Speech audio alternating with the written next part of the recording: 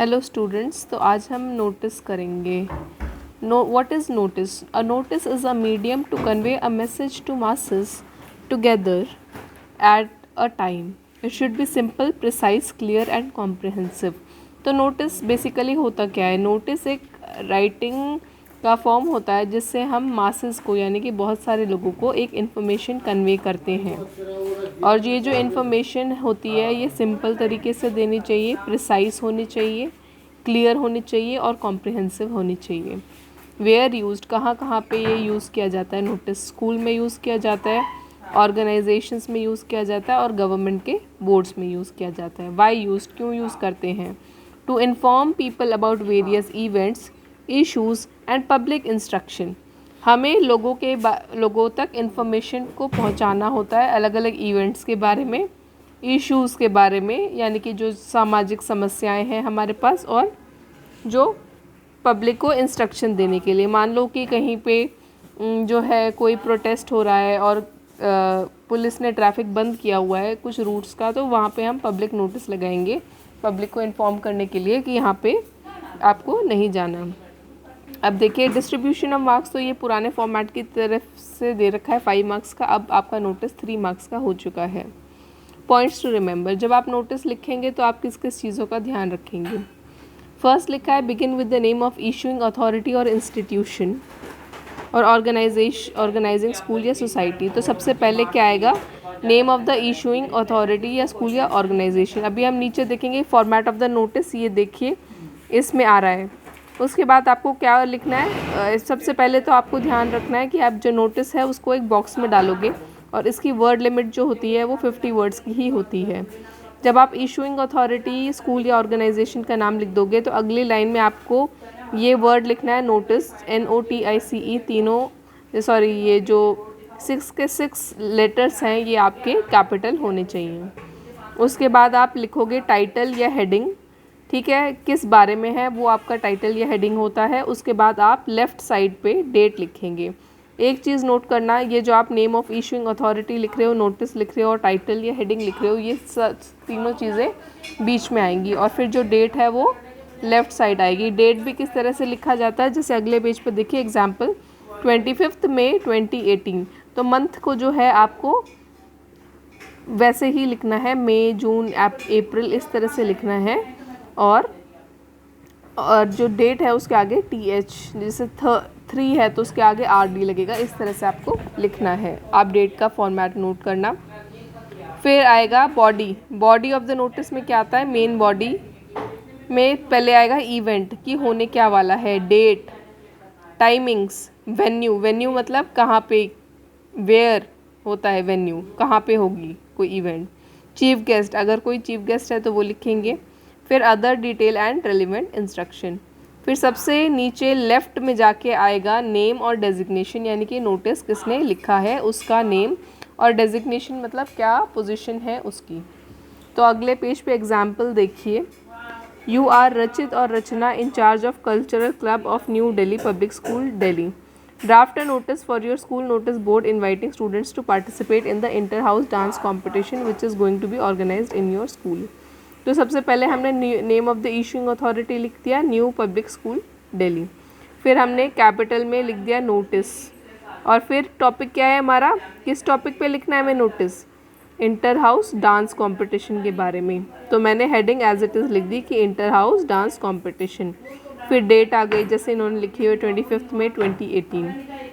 अब ये लाइन जो है सारे नोटिस में कॉमन होती है, इसको आप लर्न करेंगे कि all the students are hereby informed that, ठीक है, जितने भी स्कूल के कॉम्पिटिशन्स होंगे या नोटिस पुटअप करेंगे तो उसमें ये सेम लाइन करी जाएगी कि all the students are hereby informed that. फिर उसके बाद क्या लिखना है आपको कि इन्फॉर्मेशन किस चीज़ की दे रहे हैं, हमें इंटर हाउस डांस कॉम्पिटिशन की देनी है। तो हम ये लिखेंगे कि that an inter house dance competition is going to be organised in our school. कहाँ पे होगा? Are school. ऑन, फिर हम डेट लिखेंगे 15 दिसंबर 2019 एट, किस टाइम पे? In the school auditorium. यानी कि आप देखिए हमने सारी detail what, where, when, how, ये सब जो है फर्स्ट लाइन में ही दे दी है कि क्या चीज़ ऑर्गेनाइज होने वाली है, कब ऑर्गेनाइज होने वाली है और कहाँ पे ऑर्गेनाइज होने वाली है। ये जो व्हाट वेयर व्हेन हाउ की डिटेल्स होती हैं ये किसी भी नोटिस में बहुत ज़्यादा इंपॉर्टेंट होती हैं, तभी तो लोगों को पता चलेगा कि उन्हें कहाँ पे पहुँचना है। The winners will be selected for zonal level. Interesting students may give their names to the undersigned for participation latest by 5 जून 2018। अब ये देखिए लास्ट लाइन भी इसमें बहुत इंपॉर्टेंट है कि इंटरेस्टेड स्टूडेंट्स में give their names to the undersigned. Undersigned क्या होता है? जिसने नोटिस लिखा है उसको हम अंडरसाइंड बोलते हैं। तो जो भी स्टूडेंट्स इंटरेस्टेड है वो अपने नेम को अंडरसाइंड को दे दें फॉर पार्टिसिपेशन। और कब तक देने या नेम ये भी लिखा है बाय 5 जून 2018। फिर क्वेश्चन में दिया गया था कि यू आर रचित और रचना, तो यहाँ पे इन्होंने लिख दिया किसका नाम देंगे? रचित और रचना। और क्वेश्चन में ये भी दिया गया था इंचार्ज ऑफ कल्चरल क्लब, तो हम नीचे डेजिग्नेशन में क्या लिखेंगे? In charge comma cultural club. तो ये आपका नोटिस पूरा हो गया है। आई होप आप लोगों को ये समझ में आ गया हो, इसमें कुछ ज़्यादा मुश्किलें नहीं हैं। इसी तरह से आप बाकी नोटिसेस भी देख सकते हैं जो कि आपके सपोर्ट मटेरियल में दे रखे हैं। अब एक देखिए पब्लिक नोटिस का एग्जांपल दिखाती हूँ मैं। पब्लिक नोटिस क्या होता है? अब ये तो आपने स्कूल के नोटिस लिखे थे। पब्लिक नोटिस वो होते हैं जो पब्लिक को ऑन द लार्जर स्केल दिए जाते हैं। इशूइंग अथॉरिटी मान लो पुलिस हो सकती है या कोई वाटर सैनिटेशन डिपार्टमेंट हो सकता है, इस तरह से। तो ये लिखा हुआ है example, in the capacity of president of RWA। RWA क्या होता है? Resident welfare association. जो रेजिडेंट वेलफेयर एसोसिएशन होती है वो क्या करती है कि एक जगह के लोगों की कलेक्टिव ऑर्गेनाइजेशन होती है जो रेजिडेंट्स को कुछ इन्फॉर्मेशन देती है। Mayur Vihar Delhi, write a notice in about 50 words informing all residents about the power cut for installation of electronic meter seeking their cooperation. यानी कि हमें करना क्या है कि हम प्रेसिडेंट हैं एक RWA मयूर विहार दिल्ली के, तो हमें रेजिडेंट्स कौन होते हैं? जो लोग एक जगह रहते हैं। रेजिडेंट्स को इन्फॉर्म करना है कि पावर कट होगा।